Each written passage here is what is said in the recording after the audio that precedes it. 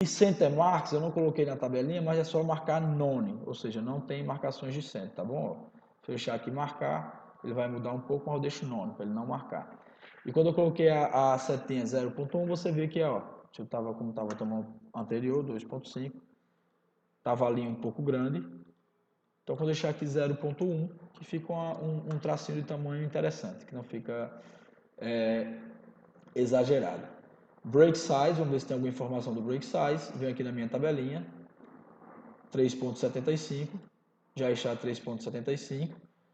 Jog angle, vamos ver se já está 315. Esse é o padrão do AutoCAD, sempre vem 315. E o linear jog angle 1.5. Então tá aqui, ó. Jog rate factor, linear jog dimension 1.5. 315, 1.5, não tenho que mudar nada aqui. Eu coloquei, ele pergunta se o arco de símbolo deve preceder o dimension texto. Você pode deixar dessa maneira, não precisa mudar.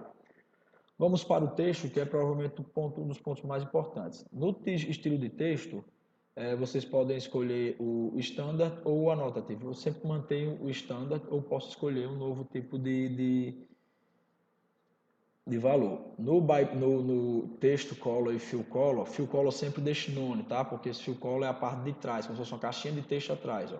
Então fica feio, dificulta a visualização. Tá vendo quando eu cliquei no vermelho, ficou uma caixinha atrás, vermelha. Então eu deixo aqui no none. E aqui no texto color posso deixar a baileia também para ficar tudo vermelhinho. Eu posso colocar da cor que quiser. Nesse caso aqui, você pode até deixar o by block. Se bem que quando nós formos plotar, vai ficar tudo em escala de preto. Então, pode deixar a baileia mesmo, não tem problema. Aqui não vou alterar nada, posso deixar aqui, no caso eu quero a altura do meu texto de 2 milímetros, então deixo só o 2, que é a altura de texto, deixo só o 2. Volto aqui para a minha aba texto, a altura de texto 2, e offset from the line, ou seja, a distância da linha de dimensão, que é exatamente essa distância aqui, ó. A distância em que minha cota vai ficar dessa linha de dimensão. Eu vou procurar aqui, está como 0.625. Eu vou selecionar o 0.03, tá? Isso aqui também já foi uma coisa que foi testando até chegar interessante. Nesse alinhamento de texto, é interessante vocês deixarem o ISO Standard. Geralmente ele vem com essa alinhado com a dimensão ou horizontal. E eu prefiro o ISO Standard porque a única coisa que vai mudar é em relação ao raio, que ele vai sempre deixar a informação de raio na horizontal, então facilita a leitura. Fiz isso. Venho aqui para o Fit, que essa talvez seja a aba mais importante, tá bom?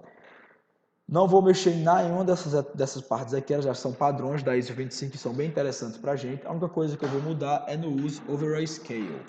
Okay? É aqui que nós vamos definir o nosso tipo de escala em função da altura do texto. Isso tem também na tabelinha que eu mandei para vocês. Na segunda tabela tem aqui o fit, a redução, ou seja, a escala que você está utilizando e esse valor.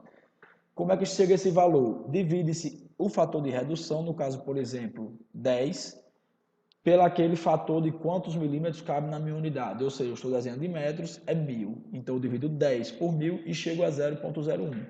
Como minha escala é 1 para 75, que eu estou configurando, eu vou dividir o 75 por 1000 e chego a esse valor, 0.075.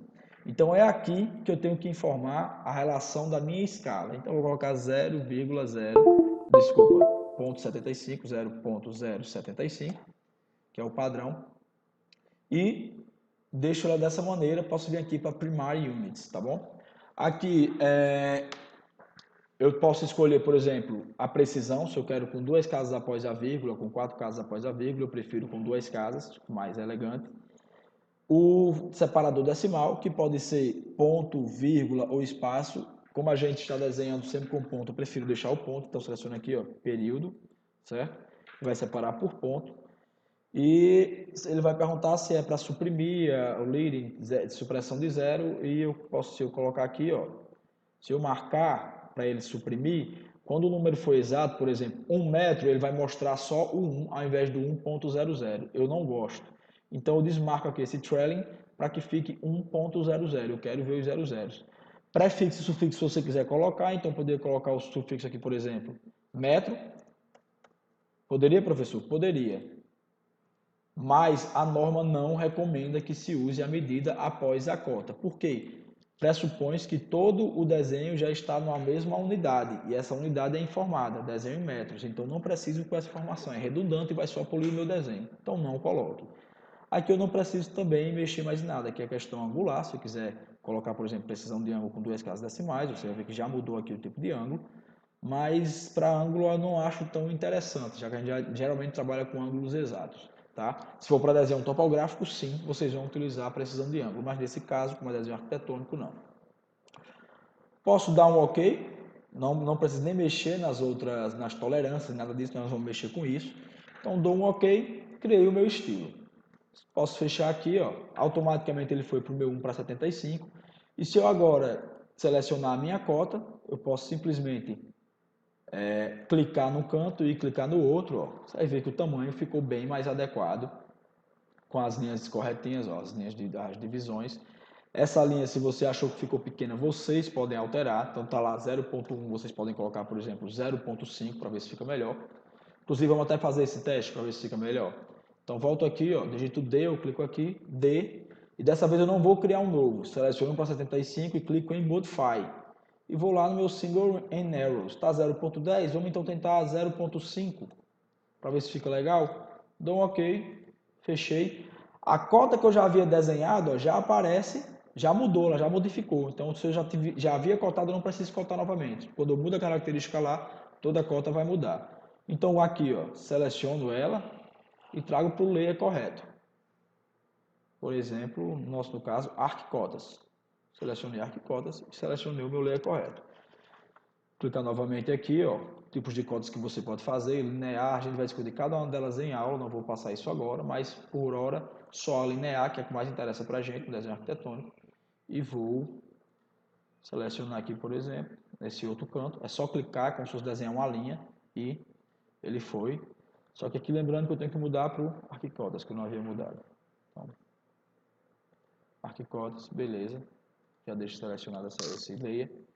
E está aqui a nossa medida também, 9.60, 6.45, batendo tudo direitinho.